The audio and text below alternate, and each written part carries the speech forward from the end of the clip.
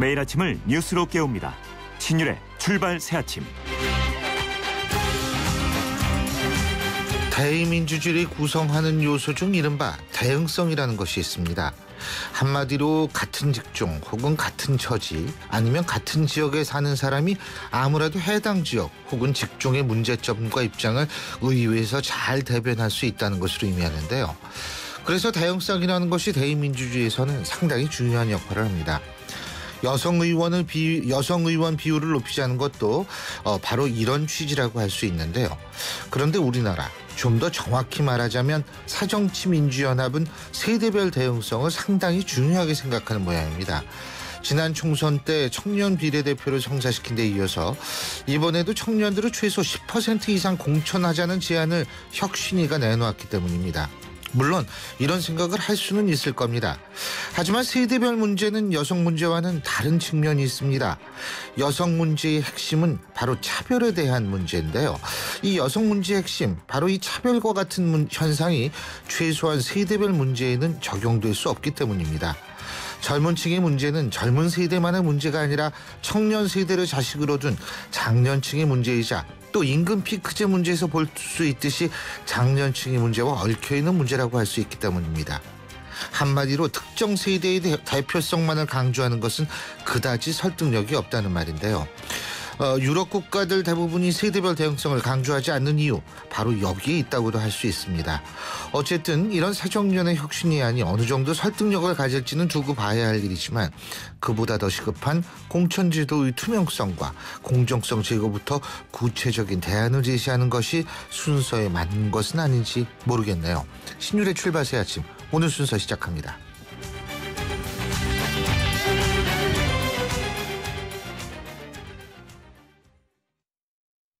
아빠, 우리 경포해수욕장 가자. 근데 엄마는 하늘목장 가고 싶대. 그건 난 모르겠고 용평 리조트 가자. 워터파크도 가야 되고 관광 곤돌라도 타고 싶은데. 그건 난 모르겠고 용평 리조트 가자니까. 바쁜 아빠를 위해 용평 리조트가 통으로 다 준비했습니다. 대관령 통 패키지, 티몬, 쿠팡, 위메프에서 구입하세요. 신율의 출발 새아침. 예, 오늘 첫 순서 인터뷰로부터 시작을 해보겠습니다. 지난 토요일이었었죠. 고 김대중 전 대통령의 부인인 이희호 여사가 김정은 북한 국방위원회 제1위원장을 만나지 못한 채 3박 4일간의 방법을 마치고 돌아왔습니다. 이를 두고 여야의 평가가 좀 엇갈리고 있는데요. 특히 야당은 애써 의미를 축소했던 정부 때문이라는 서운함을 표현했습니다. 한편 여당은 김대중 평화센터의 준비 부족이라 이것을 꼬집었는데요. 이 문제 북한 인권운동가 출신으로 지금 국회에 진출하신 분이죠. 새누리당 하태경 의원과 짚어보겠습니다. 하 의원님 안녕하십니까? 예, 안녕하세요. 하태경입니다. 예. 김정은이가 어떻게 자기가 추천해놓고서 이희호 여사를 만나지 않았다. 이거는 솔직한 얘기로 나이를 보나 여러 가지를 봐도 예? 이거는 그렇죠. 사실은 말이 안 되는 얘기 아니에요, 이거는? 일종의 김정은한테는 외교적인 어떤 매너, 예의 이런 게 좀 기본 개념이 없는 것 같아요. 이제 사실상 이희호 여사 측이 농락당한 건데. 예. 근데 이제 이게 별거 아니라고 느껴지는 게 예. 그나마 이게 우대를 받았다고 저는 느껴지는데, 왜냐하면 이거 더한 게 있었어요. 반기문 유엔 총장 건 아시잖아요. 아, 오지 말라고 갑자기 네, 그런 하루 전날까지 오라 그래놓고 그 다음날 개성공단 못 오게 했잖아요. 예. 근데 반기문 유엔 총장은 국가 정상급이지 않습니까? 아, 당연하죠. 예. 그러니까 이건 일종의 정상을 오라 그래놓고 갑자기 취소한 거기 때문에, 그래서 김정은 입장에서는 이 정도는 결례라고 생각 안 하는 거 아니냐. 그래서 김정은의 외교가 아주 좀 우려되는 그런 사례인 것 같아요. 예. 그러니까 한마디로 자기 기분 나는 대로 그냥 뭐 외교든 뭐든 다 한다는 얘기 아니에요. 여태까지 보면 그렇죠. 상당히 변덕이 심하고 외교적인 기본적인 프로토콜을 전혀 지키지 않고 있죠. 그렇군요. 근데 지금 이제 여당 같은 경우에는 우리 정부가 좀 더 협조적이었으면 이호 여사의 이번에 방북이 남북 대화의 가교가 될 수 있었다. 이런 얘기도 하지 않습니까?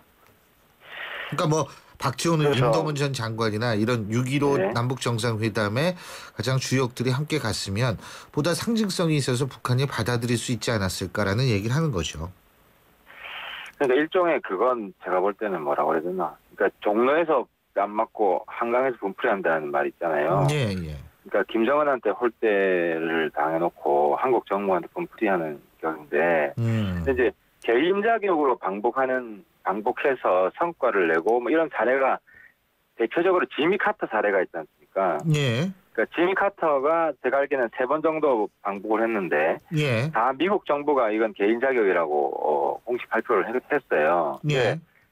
그 성과가 있을 때도 있었고 없을 때도 있었어요. 성과 있을 때는 그때 김일성 만나고 예. 북핵 동결시키고 남북 정상회담 중재를 하고 엄청난 성과가 있었고 뭐 별다른 성과가 없었을 때가 있었는데 지미 카터 방북해서 성과 없었다고 해서 미국 민주당이 미국 정부 때문이다 이런 식으로 불평한 적은 없거든요. 예. 특히 좀 전에 말씀드린 뭐 반기문 유엔 총장 사례에서 보듯이 김정은의 변덕 정치가 엄청나게 뭐 심하기 때문에 제가 볼 때는 한국 정부의 어떤 메시지를 가지고 갔어도 직접 받지 않고 뭐 제3자를 통해서 받는다든지 이럴 가능성도 충분히 있다. 그럴 경우에는 오히려 남북 관계가 더 악화됐다. 어쨌든 이번 건은 정부 대 정부 그 교류가 아니기 때문에 정부가 직접적으로 타격을 받는 건 없죠. 간접적으로 뭐 상당히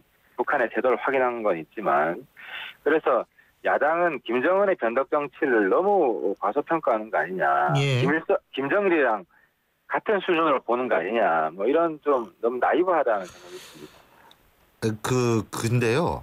실제적으로 김양건도 못 만나고 왔잖아요. 김정은은 둘째치고. 예? 그렇습니다. 이게요. 사실은 예. 이호 여사 같은 경우에는 전직 대통령의 영부인이시기 때문에 이게 일종의 국가 원수의 버금가는 위치라고 볼 수가 있는데 아니 김정은이가 뭐 그렇다고 치더라도 김양건 정도는 나와서 영접을 해야 되는 거 아니에요? 예? 그죠. 저는 그 생각은 했어요. 김정은이 아니더라도 그 와이프 있잖아요. 아, 예. 이설주라는 네, 이설주. 사람? 예. 이설주 정도는 나와야 된다 최소한. 이제 그런 생각을 했었는데, 근데 북한이 지금 보면 그 남북 관계만 안 좋은 게 아니라 대외 관계가 다 안 좋습니다. 심지어 제가 중국을 여러 번 갔었는데 예. 북중 관계는 남북 관계보다 더 안 좋아요. 지금 북중 관계는요 차관급 정도에서 커뮤니케이션하고 그 이상에는 전혀 커뮤니케이션이 안 됩니다. 그래서 심지어 올 봄이죠. 김정은이 러시아 갈 수 있다는 이야기를 했다 놓고 결국 안 갔지만 김정은이 중국보다도 러시아를 먼저 간다는 제스처를 취하는 건 사실이거든요. 예. 이 정도로 지금 북중 관계가 악화돼 있고 예. 때문에 어쨌든 지금 남북 관계만을 가지고 안 좋은 것을 남한 정부 탓으로 돌리기에는 좀 김정은의 여러 가지 특히 중국 관계를 볼 때 김정은의 잘못이 결정적으로 크다 예. 이런 걸 알 수 있는 것 같습니다. 그러니까 이번에 이호 여사의 방북도 별 성과가 없고 그죠? 만나주지도 않았고 네. 그리고 이제 또 표준시까지 30분 늦춘다. 이것도 사실 국제적 관례나 기준에 상당히 어긋나는 거거든요. 결국 뭐 시간마저 다르게 해서 그냥 알아서 살자 이런 얘기입니까? 이게 뭐예요 대체? 네? 제가 볼 때 정치적으로 저는 그런 것 같습니다. 이 김정일 3년상이 작년 말로 끝났거든요. 예.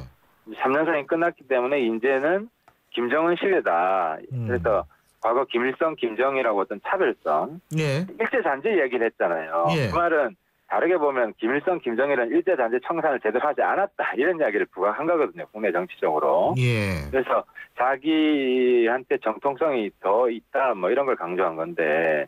근데 어쨌든 국제적으로 보면 일종의 19세기 조선의 쇄국 정책으로 돌아가는 거죠. 정말 자기들끼리만 살겠다. 이게 그리고 이 시간 변경하는 거 있지 않습니까? 이게 독재적 시간 변경, 표준시 변경이요. 예. 이게 독재자들이 대부분 이런 짓들을 많이 하거든요. 그러니까 자신에 있어서의 어떤 전지전능함이랄까 이런 거를 그렇죠. 보여주기 예. 위해서 이게 뭐 김정은뿐만이 아니라 과거에도 사실 좀 있었거든요. 그래서 제가 이거 보면서 아유 참 이게 좀 한심하다 이런 생각도 좀 들었는데 국내 정치 얘기 잠깐만 좀 여쭤보겠습니다. 예. 지금 말이에요. 그 권역별 비례대표제 관련 토론회 우리 하태경 의원께서도 참여하고 계신 아침 소리에서 이제 토론회를 연다라고 하는데 내일 합니다. 예. 내일 하죠. 근데 예. 제가 여기서 여쭤볼 게 있습니다. 권역별 예. 비례대표제라고 얘기를 할 때 저는 도대체 독일식 정당 명부식 비례대표제를 얘기하는 것인지 아니면 예. 독일식 정당 명부식 비례대표제가 아니라 그냥 권역별로 나누고 일본식 비례대표제, 일본식 정당 명부식 비례대표제를 기준으로 해가지고 다시 말해서 한국형을 만들자는 건지 이거 전 정확하지 않거든요. 어떤 건지 모르겠어요. 저희 지금 새누리당 내에서는 예. 그 새정년의 독일식 다른 말 연동형이라고 하는데 그 부분은 문제가 많다고 생각을 합니다. 특히 54석 이하를 전제했을 때 비례가 독일식으로 하면은 지역주의 효과가 없어요. 아니 근데 독일식은 비례대표 리스트가 있습니다만 예를 들면은 우리나라가 지금 현재 300석 아닙니까? 예. 그럼 300석을 정당 투표에서 먼저 나누는 거거든요.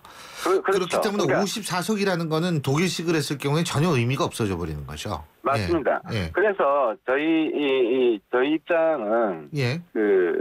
연동식은 완전 비현실적이고 예. 어쨌든 일본식에 가깝죠. 그러니까 병립형으로 가게 되면 그게 어느 한국식 정도 타협 여지가 있다.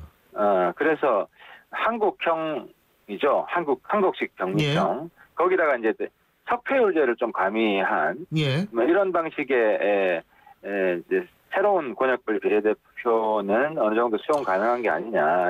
그 가능성을 한번 점검해 보려고 하는 겁니다. 근데 그럴 거면 아예 중대선거구제 하는 것도 같은 효과가 있는 거 아닌가요? 근데 그건 너무 급진적인 변화이기 때문에 양당 모두 좀 수용하기 어려울 겁니다. 중대선거구제로 했을 경우에요. 예, 아무래도 우리나라도 민주화가 되게 되면 좀 급격한 변화는 상당히 비현실적이고 점진적으로 변해가야 되기 때문에 이런 부분은 예, 알겠습니다. 그리고 새정치민주연합 혁신위가 또 청년의 대표성을 좀 강화하겠다. 뭐 취지야 저도 공감을 합니다만 청년 후보를 10% 이상 공천을 하자 뭐 이렇게 제안을 했는데 이런 거는 어떻게 보세요? 좀 새정년이 갈수록 무정부적 정당화가 된다는 느낌이 드는데요. 무정부적 정당화요? 문재인 대표가 오픈 프라이머리 권역별 비례에 수용하면 오픈 프라이머리 받을 수 있다는 얘기를 했지 않습니까? 근데 오픈 프라이머리 하게 되면 전략 공천 안 하겠다는 것이고, 그렇죠. 그러면 청년 공천 할당 안 되는 거죠. 그래서 이런 아무래도 새정년 혁신이 뭐 혁신안은 낼 수 있지만 최소한의 조율, 뭐 타이밍, 예를 들어 오픈 프라이머리 무산되고 난 다음에 한다든지. 근데 바로 혁신위가 문재인 대표 물먹이는 이런 상황이거든요. 그러니까 뭐 다른 당에서 볼 때는 누구 장단에 발을 맞춰야 되는지 그리고 그 오픈 프라이머리하고 권역별 비례도 당 내에서도 자꾸 지금 반대하는 목소리가 강합니다. 그래서 오히려 저희 새누리당 내에서는 협상을 해놓고 협상이 지켜질까? 박영선 원내대표 때도 세월호 관련해서 협상해놓고 당 내에서 무산된 적이 있지 않습니까? 그런 상황에 지금 상당히 우려가 되고 있습니다. 예를 들어 권역별 비례 같은 경우도 다른 의원들은 많이 반대하거든요. 그 영남만 지금 적극적으로 추진하거든요. 그 이유가 새정년 전체 의석은 줍니다. 권역별 비례하면 비례 의석이 제3당 의석이 늘어납니다. 그러니까 19대 시뮬레이션 해보면 통진당이 제일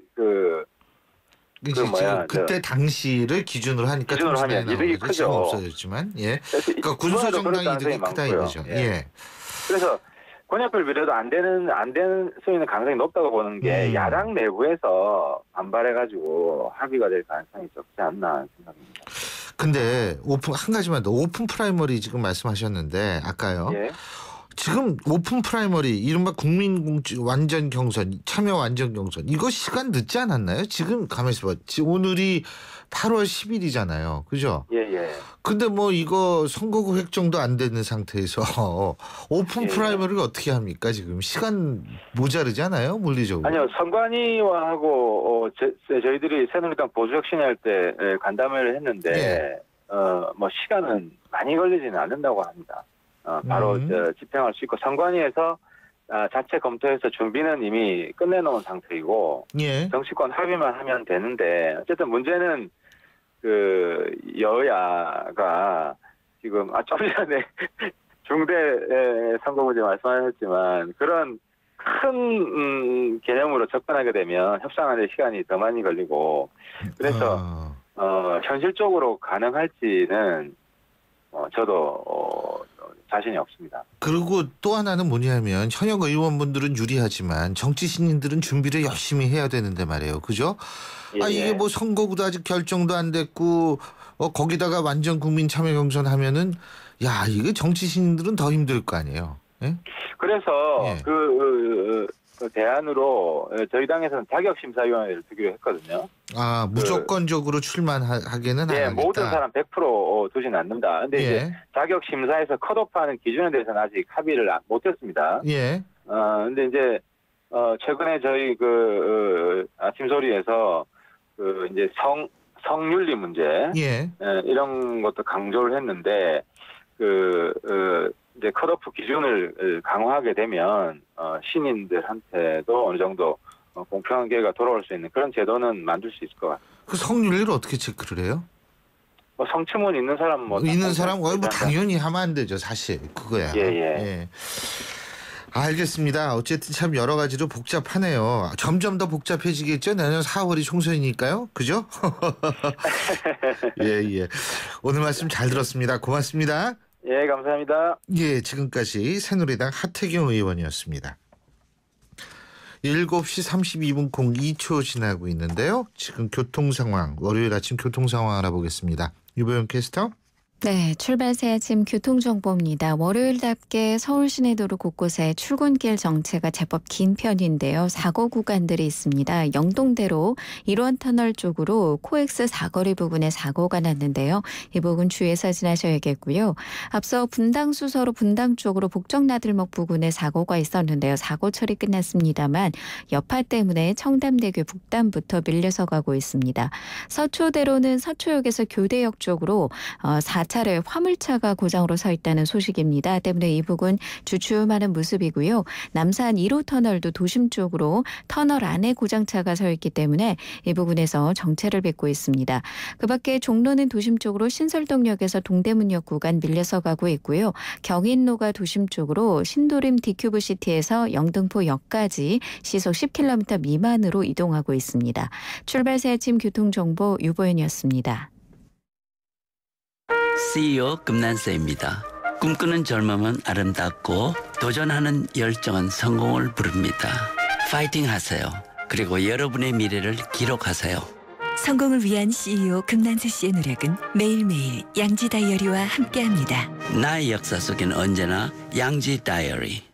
사장님들은 고민이 많다. 우리 가게 와이파이 설치해야 하는데 카드 결제기는 어떡하지? CCTV도 달아야 하는데 올레비즈 성공팩에 맡기세요. 사업에 필요한 IT 서비스를 한 번에. 거기에 휴대폰 통신비 할인까지.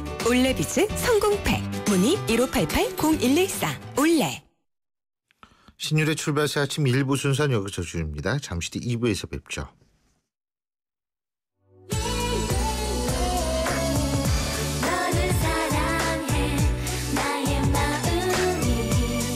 안녕하세요. 나이라이리 엄마 SS의 슈입니다. 팬들과 함께하는 음악의 무대에 못지않게 일상이 가득한 인생의 무대에서도 열정과 진심이 가장 중요한 것 같아요. 24시간 열정과 진심으로 채운 음악, 뉴스, 시사 프로그램까지 94.5MHz YTN 라디오는 가장 감동적인 삶의 무대입니다.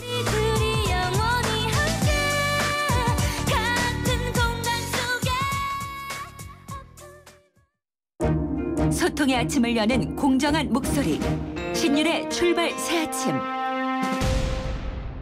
신율의 출발새 아침 2부 순서 광고 듣고 시작합니다.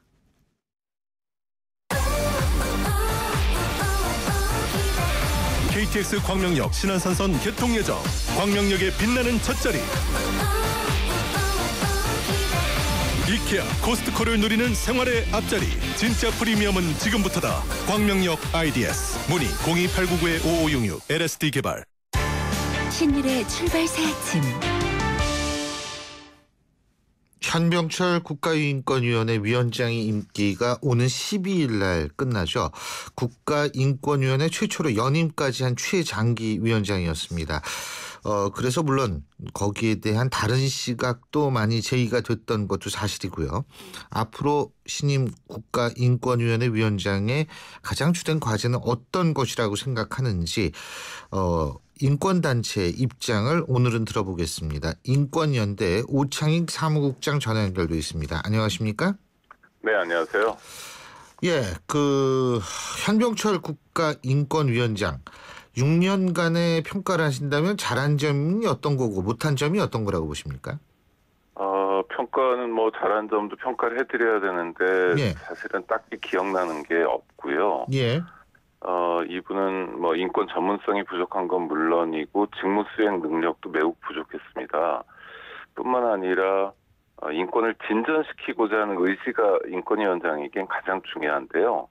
이런 의지를 찾아보기도 어려웠습니다. 그냥 자리를 차지하고 계셨고 오로지 정권의 안위만 살폈습니다. 그러니까 국가인권위원회의 설립 취지를 무색히 하는 일종의 흑역사를 만들었다고 볼 수 있습니다.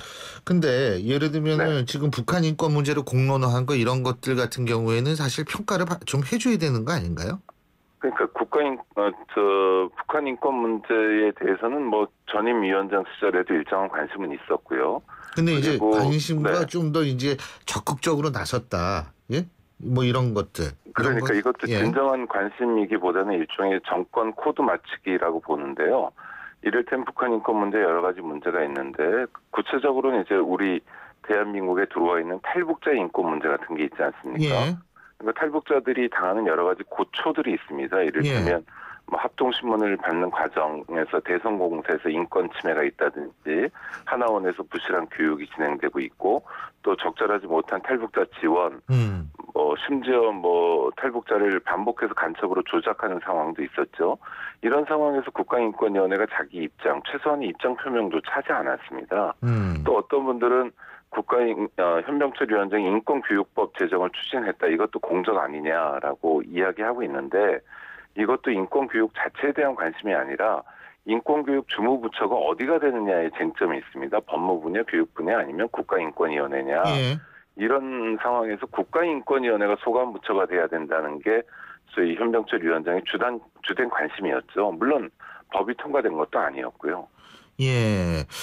근데 국가인권회가 되면 안 되는 거예요, 그게? 아니요. 저는 그게 안 된다는 게 아니라 그런 차원에서의 관심이었지. 이를테면 인권교육법 제정을 추진했던 현병철 위원장답게 다른 분야에서의 인권교육을 좀 활성화한다거나 국가인권위원회가 인권교육을 위해서 뭐 이전에는 뭐 영화도 제작하고 여러 가지 매뉴얼도 제작하고 교재도 제작하는 등의 다양한 노력이 있었는데 이런 부분에서는 굉장히 부족했다는 거죠. 근데 그리고 또 한 가지 아까 오창익 국장께서 그러니까 어떤 인권에 대한 의지를 보기 힘들었다 이런 표현을 쓰셨는데 의지라는 거는 상당히 주관적 요소 아닌가요? 본인은 의지가 있었는데 뭐 예를 들면 의지가 없다라고 느끼는 사람도 있을 수 있는 거고 의지가 많다라고 얘기할 수 있는 사람도 있는 거 아니에요? 예. 네네, 물론 그렇습니다. 그러니까 그런 게 의지라는 걸 그 내심의 의지를 저희가 확인할 수는 없는 거고요. 그 의지가 정책이나 구체적인 행정을 통해서 어떻게 드러나는가를 보고 판단하는 거 아닙니까? 특히 공인의 경우에는 그런데요. 현병철 위원장의 경우에 그런 의지를 확인할 만한 상황이 거의 없었다는 거죠. 무슨 말씀이냐면 지난 6년 동안 굉장히 많은 인권 문제가 우리 사회에 있었습니다. 어느 나라든지 인권 문제는 있기 마련이고요. 굉장히 복지가 잘 보장되는 나라들에서도 그거 인권 당연히 문제가 있죠. 뭐 예. 지상 천국이 아닌 한 예. 당연히 인권 문제가 있는데요. 이런 인권 문제에 대한 현명철 위원장의 대응을 살펴보면 예. 거의 제대로 대응하고 있는 면을 찾아볼 수 없다는 거예요. 그래서 의지를 확인할 수 없다라고 말씀드리는 겁니다. 자, 그리고요. 이제 새로운 네. 국가인권위원장이 내정이 되지 않았습니까? 이성우 네네. 국가인권위원장인데 일단은 이성우 국가인권위원장의 과제는 뭐라고 생각하세요? 이론적으로. 저는 국가인권위원회가 설립 취지와 무색하게 설립 취지라는 건 이제 그 기구가 국민들의 인권을 제대로 보장하는 모습을 한번 만들어보자. 호민간 역할을 하자라는 것이었는데 예. 지금 국가인권위원회가 존재감도 없고 위상도 많이 추락됐습니다. 예. 국민의 신뢰도 줄어들었고요. 예. 이런 부분을 빨리 복원시키는 게 새로운 위원장의 가장 중요한 책무라고 봅니다. 그렇군요. 지금 근데 이게 사실 우리나라 뭐 아까도 말씀하셨습니다만 인권 문제가 없는 나라는 없죠. 그렇죠. 그럼요. 인권 문제가 없는 나라는 없는데 실제로 지금 국가인권위원회라는 그런 조직을 두고 있는 나라는 몇 개 정도 됩니까? 전 세계 한 120여 개국 됩니다. 굉장히 많군요. 굉장히 많습니다. 유엔이 예. 여러 나라들의 국가인권기구 설립을 권고하고 촉진하고 있고요. 예. 유엔의 권고에 따라서 굉장히 많이 늘어나고 있는 추세입니다. 예, 그렇군요. 그러면은 이 각국에 있어서의 국가인권위원회라는 것도 예, 실제적으로 각 나라에 있어서의 어떤 특정한 상황에 따라서 본인이 해야 되는 일들, 그러니까 주된 일의 어떤 그 우선순위가 있을 거 아닙니까? 그렇죠. 그렇죠. 그러니까 우리나라 같은 경우에 지금 말씀하신 대로 이제 그런 부분이 가장 중요한 부분이다. 예? 네, 아니 그러니까 독일 같은 경우에도 국가인권기구가 있는데. 예. 여기에는 이를테면 인권 현안에 대해서 조사하고 문제점을 파헤치는 역할보다는 교육이나 정책 분야를 강조하고 있습니다. 예. 독일은 이제 그 개별 현황에 대해서는 또 개별 옴부즈만이 의회 차원에서 활동하고 있기 때문이기도 하고요.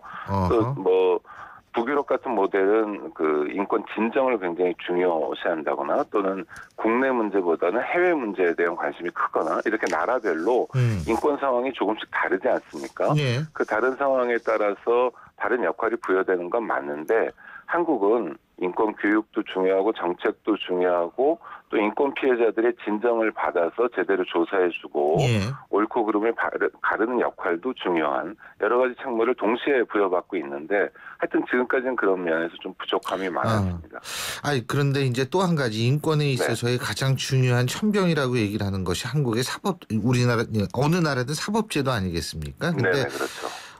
지금 바로 OECD 우리가 이 한눈에 보는 정부 2015 요 보고서에 따르면 OECD 보고서인데요.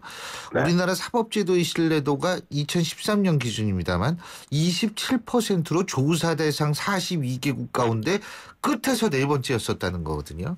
이게 정부 신뢰도보다 더 낮은 게 사법제도 신뢰도인데 이것이 결국은 인권 문제와 결부될 수밖에 없는 거 아니겠어요? 그럼요. 그러니까 인권 피해를 당하면 예. 지금 사법적 구제를 통해서 인권 피해를 구제받아야 되는 거 아닙니까? 예. 근데 이게 일단 시간이 너무 많이 걸리고 비용이 많이 걸리고요. 예. 또 하나는 뭐 정관 예우 등을 통해서 유력한 사람들은 인권 피해를 구제받기 좋지만 예. 일반 서민들의 경우에 굉장히 어렵기 때문에 불신당하고 있고요. 예. 이런 상황을 개선하라는 역할도 국가인권위원회가 부여받고 있습니다.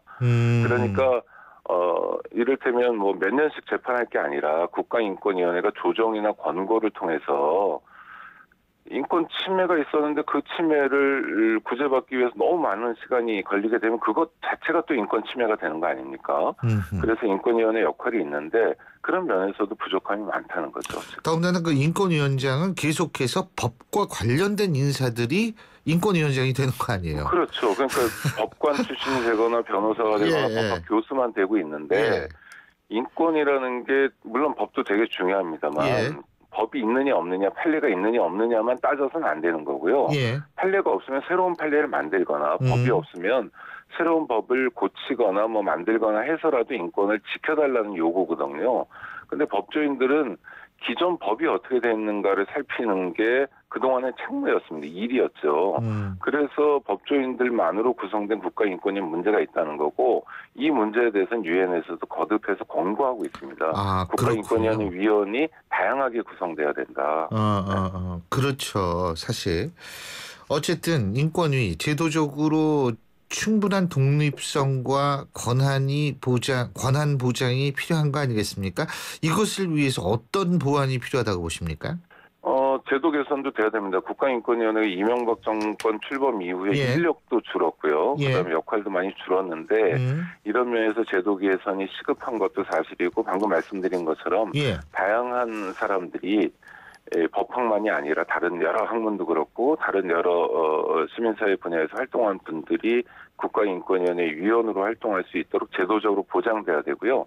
더 중요한 건 정치 권력의 의지라고 생각합니다. 당장은 인권 문제가 제기되는 게 정권에게 불리할 수 있지만 사실 대한민국의 헌법 가치를 실현하는 일이기 때문에 조금 불리해도 대한민국의 장래를 보고 또 국민들을 위해서 국가인권위원회를 우리가 함께 키워나가자 하는 마음이 중요한데 그런 마음이 집권 세력에게는 좀 부족한 것 같습니다. 알겠습니다.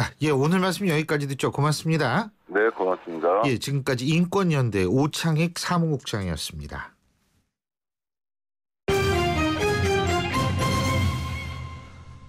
경제뉴스 알아보겠습니다. 최요한 경제평론가 전화 연결돼 있습니다. 안녕하십니까? 예, 안녕하십니까. 최요한입니다. 2분기의 어닝 쇼크에 이어서 하반기에도 국내 기업들의 실적이 나아질 기미를 보이지 않는다. 이런 전망이 나오고 있어요. 이거 굉장히 참 비관적인 얘기인데 말이에요. 그렇습니다. 이유가 자명한데요. 엔저 현상이 지속되고 있고요.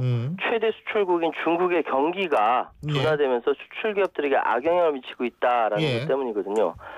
어제 그 금융정보제공사 FN가이드에 따르면 증권사들이 내놓은 상장사 200여 곳의 3분기 예상 실적, 이 중 영업이익 전망 지난 한 달 사이 4% 가까이 낮아졌다. 즉 3분기 실적 기대감이 낮게 나타난다라는 겁니다. 불안 요소들 때문인데 방금 말씀드린 엔저 현상 그리고 중국 경기 둔화 때문입니다. 이 엔저 현상으로 가장 큰 피해를 본 것은 자동차 수출이고요. 우리나라 최대 자동차 그룹 현대기아차는 엔저의 직격탄을 맞은 것으로 나타났죠. 2분기 누적 연결 기준 현대차의 영업이익은 17.1%, 기아차는 무려 22.8%가 감소했고요. 1월 2일부터 6월 30일까지 시가총액이 현대차 7천억 원, 기아차 약 3천억 원, 그러니까 합쳐서 1조 원이 증발했습니다.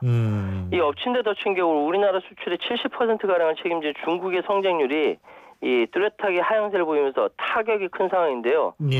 중국 경제가 회복되지 않으면 3분기 실적 개선 어렵다는 관측입니다. 근데 이게 이제 다행이랄까 3분기 실적 개선 여지가 크진 않더라도 2분기보단 더 악화되지 않는다라는 관측도 많거든요.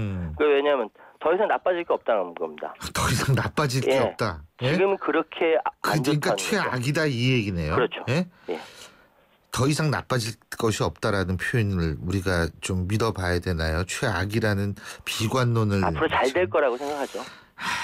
그게 참 그랬으면 좋겠는데. 휘발유 가격이 리터당 1,400원대의 주유소가 늘고 있다고 하는데 조만간 1,300원대 휘발유 주유소도 등장할 거다. 뭐 이런 예측이 나온 모양이죠. 그렇습니다. 제가 어제 오피넷 한번 들어가 봤더니요. 휘발유 가격 리터당 1,400원대에 판매하는 전국 주유소가 935개에 이른다고 하고요. 전국에서 가장 낮은 가격이 낮은 주유소, 경북 의성군에 위치한 의성주유소랍니다. 리터당 1,450원에 판매한다고 하는데 이 1,400원대 주유소가 늘어나면서 조만간 1,300원대 주유소 등장할 것이다. 이런 기대감을 갖게 합니다. 이제 기름값이 내려간 이유는 이란 핵 협상이 타결되면서 원유 과잉 공급 우려가 커져서 국제 유가가 대폭 하락했기 때문인데요. 전국 주유소 휘발유 가격이 지난달 7일부터 4주 연속으로 하락세를 이어가고 있는데 이 흐름 올 하반기까지 계속 이어갈 것이다 이렇게 보고 있습니다. 그렇군요. 그리고 요새 좀 덥습니까? 완전히 사람을 잡는 더위 아니에요. 그죠? 근데 그래서 이제 집에서 이렇게 물 이렇게 큰 고무 튜브 같은데 담아가지고 물놀이 즐기는 어린이용 풀 있지 않습니까? 여기에서 유해 화학 물질이 다량 검출됐다 그러네요. 이거 어떻게 된 일이에요? 그 어머니도 굉장히 놀라셨을 텐데요. 요즘 더울 때 집 마당이나 베란다에 물놀이용 풀 설치해서 그 아이들 같이 놀게 하시는 분도 많은데 주의하셔야 될 것 같습니다. 일부 제품에서 유해 물질이 나오거나 또는 마감이 깔끔하지 못하고 거칠어서 아이들이 다친 경우가 있다고 하는데요. 예, 한국소비자연맹이 시판 중 유아용 풀장 10개 제품을 조사 결과입니다. 일단 피셔프라이스 베란다 풀 제품에서 환경 유해 물질인 푸탈레이트가 이제 16.8% 검출됐는데 기준치가 0.1%예요. 그러니까 168배가 높게 나타난 거죠. 이 유아의 경우 푸탈레이트에 오래 노출되면 신장, 허파 이런 데 이상이 있을 수 있다고 합니다. 또 뽀로로 타원 풀 등 5개 제품 이음새 부분이 거칠거나 뾰족해서 긁힌 아이들 피부를 다칠 수 있으니까 다시 한번 꼼꼼히 살펴보셔야 될 것 같고요. 예, 이들 제품에 대해서 한국소비자연맹 리콜 권고하고 관련 상품에 대한 정보를 정부의 스마트 컨슈머 홈페이지에 공개했습니다. 한번 확인해 보시죠. 예, 잘 알겠습니다. 오늘 소식 여기까지 듣겠습니다. 고맙습니다. 예, 감사합니다. 예, 지금까지 최요한 경제평론가였습니다. 사장님들은 고민이 많다. 우리 가게 와이파이 설치해야 하는데 카드 결제기는 어떡하지? CCTV도 달아야 하는데 올레비즈 성공팩에 맡기세요. 사업에 필요한 IT 서비스를 한 번에 거기에 휴대폰 통신비 할인까지. 올레비즈 성공팩 문의 1588-0114 올레. 미래에는 냄비 뚜껑을 타고 달나라 여행을 할 거예요. 미래에는 악당들을 물리치는 슈퍼히어로가 될래요. 아이들의 가능성을 열어주는 것이 우리가 미래를 준비하는 방법입니다. 교육 출판에서 문화 콘텐츠까지 미래를 밝히는 힘. 신율의 출발새 아침 2부 순서는 여기서 줄입니다. 전 8시 10분 3부에서 다시 뵙죠.